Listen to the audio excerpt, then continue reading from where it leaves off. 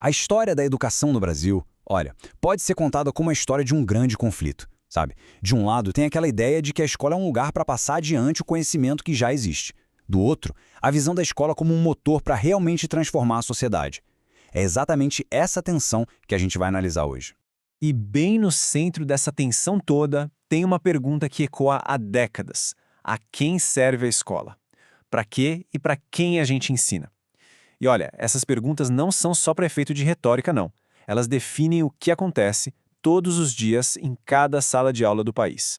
Ok, vamos mergulhar nisso. Para a gente entender o debate atual, a gente precisa primeiro ir na raiz dessa disputa.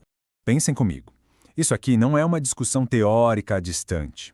Estamos falando de uma escolha muito concreta. A escola deve preparar as pessoas para se encaixarem no mundo como ele é, com todas as desigualdades que já existem, ou ela deveria, na verdade, dar as ferramentas para a gente questionar e mudar esse mundo? E olha, ninguém descreveu essa escolha de uma forma tão potente quanto o nosso educador Paulo Freire. Ele criou uma metáfora que, sinceramente, muda o jeito como a gente enxerga o ensino. A metáfora é genial, né? De um lado, a educação bancária. O nome já diz tudo. É como se o professor depositasse fatos na cabeça do aluno que é visto como um cofre vazio, passivo. Em contraste total, a educação problematizadora é um diálogo. O professor não vem com respostas prontas, ele faz perguntas, ele media o debate. E o conhecimento? Ele é construído junto, por todo mundo. O objetivo não é mais só repetir, mas sim criar. E essa frase do Freire, nossa, ela resume tudo. Uma educação que liberta não entrega o saber de bandeja.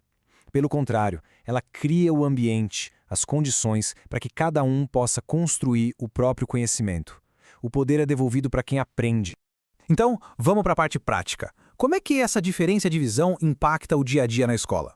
A resposta é simples, ela muda absolutamente tudo.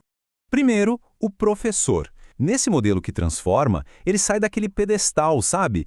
Deixa de ser o sábio no palco para se tornar um guia ao lado. A função dele não é mais só falar, mas principalmente saber ouvir e provocar a reflexão. E claro, se o professor muda, o aluno muda junto, né? Ele não é mais um objeto que só recebe informação. Ele se torna um sujeito ativo que investiga, que questiona, que participa de verdade da construção do saber. O currículo também, em vez de ser só aquela lista de matérias que parecem não ter nada a ver uma com a outra, ele vira um mapa que conecta o conhecimento acadêmico com a vida real. Por exemplo, em vez de só decorar a fórmula de Bhaskara, a turma usa a fórmula para calcular a trajetória de um foguete de garrafa PET que eles mesmos construíram. A pergunta, para que eu estou aprendendo isso, passa a ter uma resposta de verdade. E, finalmente, a avaliação. Ela deixa de ser só aquela prova que serve para classificar quem sabe e quem não sabe, ela se torna um termômetro, uma ferramenta para a gente entender dificuldades e ajudar cada estudante a avançar, reconhecendo que, no fim das contas, existem muitos jeitos de aprender. Ok, vamos trazer essa conversa para os dias de hoje e ver como essa luta histórica aparece agora, com desafios totalmente novos. A gente ouve falar muito hoje em dia sobre metodologias ativas, certo? Mas como o pesquisador José Carlos Libânio alerta, a gente precisa se perguntar, essas metodologias servem para libertar o pensamento ou só para treinar profissionais mais eficientes e mais adaptados às demandas do mercado? É uma questão fundamental. E esse cenário atual é o verdadeiro campo de batalha. Existe uma pressão neoliberal fortíssima para que a escola seja só um centro de treinamento para a mão de obra.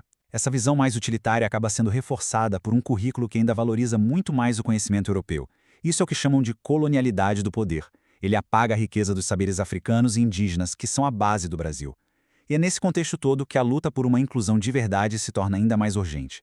E não é só colocar todo mundo na mesma sala, mas transformar a sala para que ela realmente acolha e sirva a todo mundo. E isso nos traz de volta à pergunta inicial, só que agora com muito mais bagagem. Afinal, educar para quê? Uma educação que transforma tem alguns princípios bem claros. Uma educação que busca a emancipação se baseia no diálogo, onde o saber do aluno é tão valorizado quanto do professor. Ela exige que o professor olhe para a própria prática o tempo todo e se questione. Ela celebra a diversidade cultural como uma riqueza e não como um problema.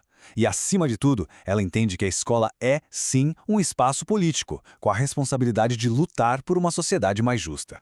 No fim das contas, a escolha entre transmitir e transformar define qual é o propósito da escola. Ou ela vai ser só mais uma engrenagem na máquina de reproduzir a desigualdade, ou ela vai ser uma ferramenta poderosa para construir um futuro mais livre, mais justo para todo mundo? Diante de tantos desafios, cada professor e cada professora que ousa questionar, que ousa dialogar e reinventar sua prática, está fazendo muito mais do que ensinar. Está cometendo um ato de resistência contra o conformismo e um ato de esperança num futuro onde a educação realmente liberta. E essa é a questão que fica. Qual o papel que a gente quer que a educação tenha?